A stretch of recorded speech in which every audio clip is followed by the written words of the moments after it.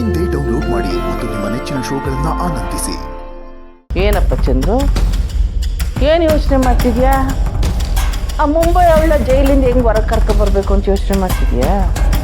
ಇಲ್ಲ ನೀನು ಇಷ್ಟೇ ಗೊತ್ತಾದವ್ರನ್ನ ಹೆಂಗೆ ಕೊಲೆ ಮಾಡಿ ತಪ್ಪಿಸ್ಕೋಬೋದು ಅಂತ ಯೋಚನೆ ಮಾಡ್ತಿದ್ಯಾ? ಪ್ಲೀಸ್ ಈ ಥರ ಎಲ್ಲ ಮಾತಾಡಬೇಡಿ. ಈಗಾಗಲೇ ಮಾಡಿರೋ ತಪ್ಪಿಂದ ತುಂಬ ನೋವು ಅನುಭವಿಸ್ತಾ ಇದ್ದೀನಿ. ಮತ್ತೆ ಈ ಥರ ಚುಚ್ಚು ಮಾತಾಡಬೇಡ ಅಮ್ಮ. ಏನಪ್ಪ ಚಂದ್ರು, ಇದನ್ನ ಪಾಪ ಮಾಡುವಾಗ ಇಲ್ಲ ಬಂಗಾರಮ್ಮನ ಕೊಲ್ಬೇಕು ಅನ್ಕೊಂಡಾಗ ನೆನಪಿಗೆ ಬರ್ನಿಲ್ವ? ನೀನು ಮಾಡಿರೋ ಆ ತೆಪ್ಪಿಂದ ಏನೇನೆಲ್ಲ ಅನಾಹುತ ಆಗದೆ. ಆ ರಾಧಾ ಏನು ಮಾಡೋಳೆ ಅಂತ ನಿನಗೆ ಗೊತ್ತೇನಿಲ್ಲ? ರಾಧಾ ಏನು ಮಾಡಿದ್ಲು? ಆ ಬಂಗಾರಮ್ಮನ ಮನೆ ಮೇಲೆ ಕೇಸ್ ಹಾಕಿ ಮನೆಯವ್ರನ್ನೆಲ್ಲ ಹೊರಗಾಗಿ ಬೀಗ ಹಾಕವಳೆ.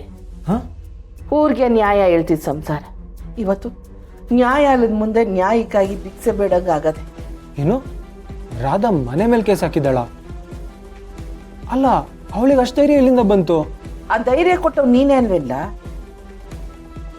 ಆ ಮುಂಬೈಯವ್ರ ಜೊತೆ ಸೇರ್ಕೊಂಡು ನೀನು ಮಾಡಿರೋ ಅನ್ಯಾಯಕ್ಕೆ ಆ ಮನೆ ಬೆಲೆ ತಗ್ತಾ ಇದೆ. ನಿನ್ನಿಂದಾಗಿ ಆ ಬಂಗಾರ ಪ್ರಾಣನೇ ಕಳ್ಕೊಂಡು ಈಗ ಆ ಮನೆ ಕಳ್ಕೊಂಡ್ರೆ ಅವಳ ಆತ್ಮಕ್ಕೆ ಶಾಂತಿ ಸಿಗ್ತದಿಲ್ಲ? ನೋಡ್ಲ ಚಂದ್ರ, ನಿನ್ನ ಪಾಪಕ್ಕೆ ಪ್ರಾಯಶ್ಚಿತ ಆಗಬೇಕು ಅಂತಂದ್ರೆ ನೀನು ಲಾಯರ್ ಆಗಿ ರಾಧನ್ ವಿರುದ್ಧ ನಿಂತ್ಕೋಬೇಕು. ಆ ಕಂಟಿಗೆ ಮತ್ತೆ ಅವನ ಮನೆ ಸಿಗಂಗೆ ಮಾಡಬೇಕು. ನಿನಗೆ ಕೊನೆ ಅವಕಾಶ ಇದೆ. ಆದರೆ ಅಮ್ಮ, ಕಂಟಿಗೆ ನನ್ನ ಮೇಲೆ ತುಂಬ ಕೋಪ ಇದೆ. ಯಾವುದೇ ಕಾರಣಕ್ಕೂ ಕೇಸ್ಗೆ ವಾದ ಮಾಡೋಕ್ಕೆ ಬಿಡೋದಿಲ್ಲ. ಅವನ್ ಕೊಂದೊಂದ್ ಮೇಕೆ ಕೋಪ ಬರದೆ ಪಿರುತೆ ಬರ್ತದೇನ್ಲ? ನೋಡ್ಲ, ಸುಗ್ರೀವ್ ನಂಗೆ ಮುಂದೆ ನಿಂತ್ಕೊಂಡು ಯುದ್ಧ ಮಾಡ್ತೀಯೋ ಇಲ್ಲ ರಾಮ್ ನಂಗೆ ಮರದಿಂದ ನಿಂತ್ಕೊಂಡು ಬಾಣ ಬಿಡ್ತೀಯೋ ನನಗೆ ಗೊತ್ತಿಲ್ಲ. ಒಟ್ನಾಗೆ ಅನ್ಯಾಯಕ್ಕೆ ಸೋಲಾಗಬೇಕು. ಆಗ್ಲಾದ್ರೂ ನಿನ್ನ ಮ್ಯಾಕಿರೋ ಆ ಪಾಪದವರೆ ಕಮ್ಮಿ ಆಯ್ತದೆ. ಆಯ್ತಮ್ಮ, ಈ ಕೇಸ್ ತಗೊಂಡು ಆ ಮನೆನ ಉಳಿಸ್ಕೊಡ್ತೀನಿ. ಕಂಟಿಗೆ ಯಾವುದೇ ರೀತಿ ಮೋಸ ಆಗೋದಕ್ಕೆ ನಾನು ಬಿಡೋದಿಲ್ಲ. ಇದೊಂದು ನೀವು ಮಾಡಿದ್ರೆ ಆ ಕಂಟಿ ನಿನ್ನ ಕ್ಷಮಿಸ್ತಾನೋ ಏನೋ ಗೊತ್ತಿಲ್ಲ, ಆದರೆ ದ್ವೇಷ ಮಾಡೋಕ್ಕಿಲ್ಲ. ನಾ ಹೇಳಿದ ಮಾತನ್ನ ತೆಪ್ತಿ ಮಾಡಿಕೊ.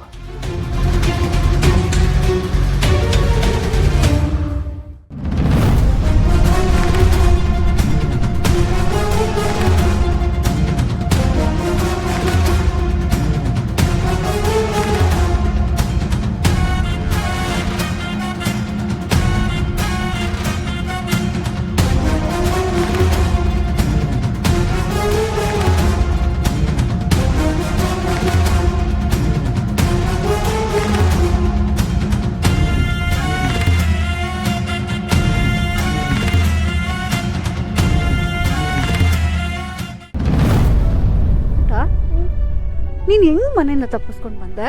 ನಾನು ತಪ್ಪಿಸ್ಕೊಳ್ಳಿಲ್ಲ, ಅವ್ರು ಬಂದೆ. ಯಾಕೆ ಪುಟ? ನಮ್ಮ ಅಪ್ಪ ಅಮ್ಮ ಯಾವಾಗ್ಲೂ ಜಗಳ ಇರ್ತಿರ್ತಾರೆ. ಹಂಗ್ ಹೇಳ್ಬಾರ್ದು ಪುಟ.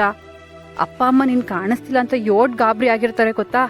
ಅಪ್ಪ ಅಮ್ಮಂಗೆ ಜಗಳ ಆಡ್ತಿರೋ ತರ ನಾನ್ ಬುದ್ಧಿವಾದ ಹೇಳ್ತೀನಿ, ಸರಿನಾ?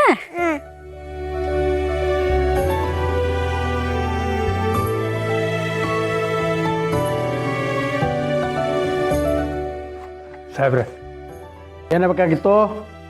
ನೆನ್ನೆ ಪ್ಯಾಟೆಯಿಂದ ಬರಬೇಕಾದ್ರೆ ನನ್ನ ಮಗಳಿಗೆ ಒಂದು ಕೂಸು ಸಿಕ್ತು.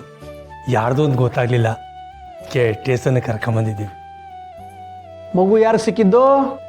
ನನ್ಗೆ ಸಾಹೇಬ್ರೆ. ಮಗು ಸಿಕ್ಕಿದ ಮೇಲೆ ಸ್ಟೇಷನ್ ಕರ್ಕೊಂಬರದೆ ಮನೆಗೆ ಯಾಕೆ ಕರ್ಕೊಂಡೋದ್ರಿ? ಇದೇನು ಸರ್, ಮಗ ಸಿಕ್ಕದಂತ ಕರ್ಕೊಂಬಂದ್ರೆ ನಾವೇ ಕಿಡ್ನಾಪ್ ಮಾಡೋ ಥರ ಮಾತಾಡ್ತಾ ಇದ್ದೀರಾ? ಈ ಥರ ಕೇಸ್ಗಳು ನಾವು ಸುಮಾರು ನೋಡಿದ್ದೀವಿ. ಕೇಳಿದಷ್ಟು ಮಾತ್ರ ಉತ್ತರ ಕೊಡಬೇಕು. ಕಾಳಿ, ನೀನ್ ಮುಸಿ ಸುಮ್ಕೆ ಇರ್ಲಾ?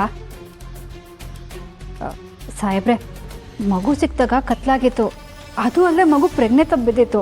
ಹಾಗಾಗಿ ಮನೆ ಕರ್ಕೊಂಡು ಹೋದ್ವಿ. ಪಾಪು, ಬಾಮ್ಮ ಇಲ್ಲಿ.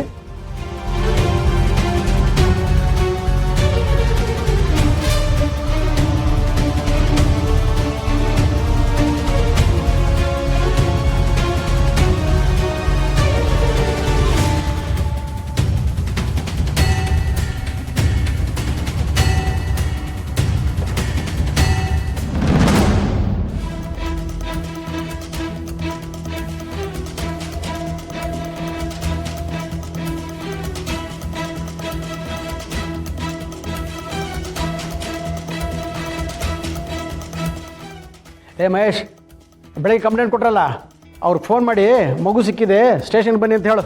ಓಕೆ. ನೀವು ಅಲ್ಲಿರಿ, ಕರಿತೀವಿ.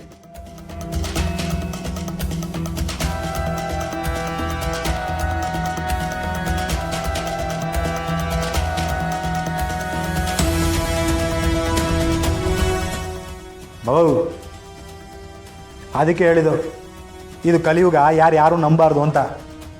ಈಗ ನೋಡು, ಮಗು ಸಿಕ್ತಂದು ಕರ್ಕೊಂಬಂದ್ಬಿಟ್ರೆ ಆ ಪೊಲೀಸಪ್ಪ ನಮ್ಮನ್ನೇ ಮಕ್ಕಳು ಥರ ನೋಡ್ತಾವನೆ. ಇಟ್ಟಾಗಲ್ಲ, ನೀನು ಹೇಳ್ದಂಗೆ ಸ್ವಲ್ಪ ಹೆಚ್ಚು ಕಡಿಮೆ ಆಗಿದ್ರೆ ನಾವೇ ಕದ್ದಿದ್ದು ಅಂತ ಜೈಲಿಗೆ ಹಾಕ್ಬಿಟ್ರು. ಅದಕ್ಕೆ ಆಗಾಗ ಬಡ್ಕೊಳ್ಳೋದು, ನಮ್ಮಂಥವ್ರ ಮಾತನ್ನ ಕೇಳು ಅಂತ.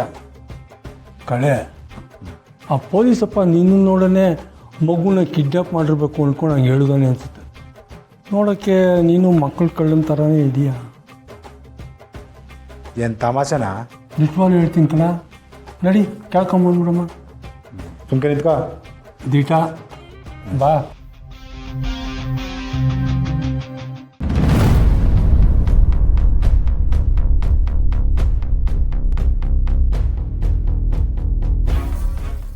ಸರ್, ನನ್ನ ಮಗಳು ಮಹೇಶ, ಅವ್ರನ್ನ ಕರೆಯಪ್ಪ.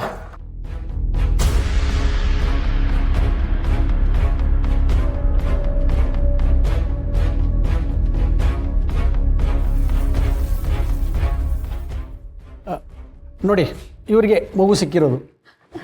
ಜಾನು,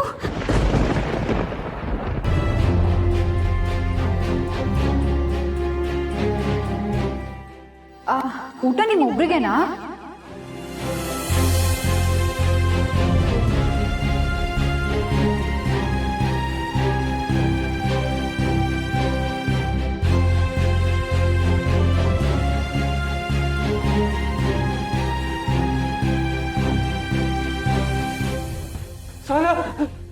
ಏನಾಯ್ತಮ್ಮ? ಏನಾಗ್ತಾಯ್ತು ಮಗಳೇ?